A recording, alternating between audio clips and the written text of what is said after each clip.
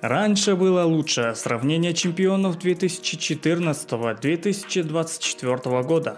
Всем салам, дорогие зрители канала. Сегодня мы с вами сравним чемпионов UFC с 10-летней разницей, а если быть точнее, чемпионов 2014 года против 2024 года. Наливайте себе чай или протеиновый коктейль, а мы начинаем. 2014 год, как по мне, один из эталонных годов промоушена. Примерно в это время стало понятно, какая организация самая крутая, конкурентная в ММА. Примерно в те года UFC захватила господство среди промоушенов. Многие потихоньку начали смотреть UFC и разбираться насчет чемпионов в разных весовых категориях. До этого в нулевые быть фаном ММА было весьма редким явлением в СНГ, и на самом деле в те времена UFC не был настолько популярным, как сейчас в наших странах. Тогда еще в памяти людей были свежи жестокие турниры Прайда и Страйкфорс, где в Прайде можно было бить ногами в голову лежачего оппонента. И в основном большинство внимания зрителей было направлено на тяжелый вес. Всем было интересно, кто самый сильный человек на планете, и в целом, неважно на весовые категории, пусть победит сильнейший. Поэтому многие средневесы тогда бились в абсолютке и даже весьма успешно. На старых временах мы можем поговорить в другом видео, а сейчас давайте взглянем на олдовых чемпионов UFC 2014 года. Начнем снизу вверх. Flyweight. Во всех видах единоборств чемпионы определяются с учетом весовых категорий, и это справедливо. Более тяжелый боец имеет более сильный удар и преимущество в борьбе, ведь ему помогает его масса. Есть весовые категории и в UFC, хотя это было не всегда, как я и говорил. Наилегчайший вес Flyweight 57 килограммов. Деметриус Джонсон, легендарный боец по прозвищу Мышонок. Возможно, вы знаете его как чемпиона в организации ONE. Он настолько крут, что многие бойцы считают его лучшим бойцом в ММА за всю историю. Это весьма заслуженно, ведь Мышонок защитил пояс 11 раз и в свое время сделал эту весовую настолько бесконкурентной в лице своего правления, что Дана Уайт даже хотел убрать этот вес в UFC. Сравнивать его с нынешним чемпионом смешно. При всем уважении Пантоже, но нету никаких намеков на то, что он может приблизиться к величию Мышонка. 1 балл старой школе, 1-0. Следующий это Ти-Джей Диллашоу. Очень крепкий боец, который был довольно популярен среди некоторых моих знакомых. Все же подпортил свое наследие с допинговым скандалом и в целом не был прям таким уверенным чемпионом. Сравнивая с нынешним чемпионом Шоном Элли, конечно, сложно сказать, кто круче и сильнее в пике. Но как по мне, Шоном Элли поинтереснее в целом как персонаж. Поэтому 1 балл в копилку современных чемпионов.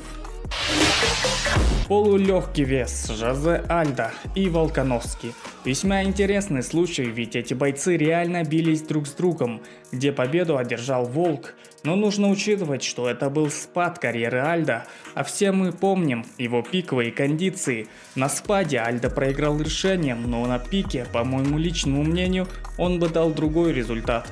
Невозможно решить, поэтому ничья. Все же не отдаем балл ни новой, ни старой школе. Легкий вес 70 килограмм. По-моему, в этой весовой больше всего меняются чемпионы. Тем не менее, в 2014 году пояс был у Петтиса, один из самых зрелищных бойцов своего времени. Чего стоит этот удар от сетки, который был признан самым красивым ударом тех годов и часто мелькает в различных нарезках и хайлайтах. Но сравнивая с Махачевым, даже пиковый Петтис все же уступил бы, по моему мнению, Махачеву. Все же Ислам из тех, кто имеет все навыки для решения задачи перед собой. И кто знает, как долго Махачев будет чемпионом. 1-2 в пользу современности. Если не согласны, пишите свое мнение в комментариях, будет интересно почитать.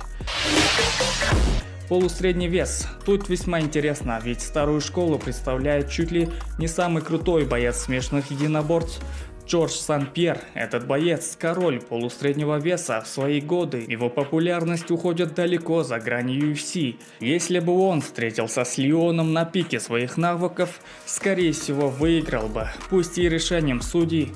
Поэтому сравниваем счет 2-2. Средний вес. Тут новый чемпион Дюплесси и также новый на тот момент чемпион Крис Вайдман, который выиграл титул у Андерсона Сильвы.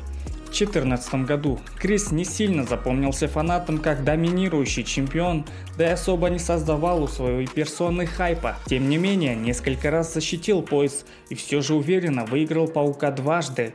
Дюплесси спорно выиграл у Стрикленда, и что-то мне подсказывает, что недолго будет чемпионом. Возможно, за эти годы в среднем весе конкуренция чутка выросла. Отдаем балл старой школе 3-2. Полутяжелый и тяжелый вес – это уникальный и забавный случай, ведь тут в обоих категориях один и тот же человек, непобедимый Джон Джонс.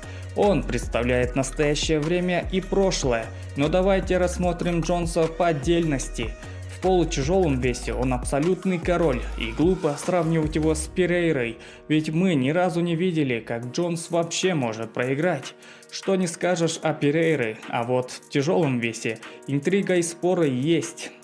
Мне все же кажется, что Джонс не сможет удерживать эту весовую в принципе, из-за своих физических возможностей. Как ни крути, он не природный тяж, в отличие от Кейна. В то время как все тяжи пытаются сбросить вес, чтобы попасть в лимиты весовой, Джонс столько лет набирал форму, да и полученная серьезная травма с разрывом грудной мышцы лишний раз доказывает, что тело Джонса не приспособлено для такой нагрузки. Поэтому старая школа посильнее, хотя Джонс тоже из старой школы получается. Так что напишите сами в комментариях, кто бы победил, Джонс или Кейн. Это была экспериментальная рубрика на моем канале. Если вам действительно понравилось, ставьте лайки и пишите об этом в комментариях, чтобы я понимал, какие видео делать для вас больше. Еще пишите какие-нибудь новые идеи, чтобы по вашей идее я снял еще один ролик. Так что всем спасибо, что досмотрели до конца, и всем удачи.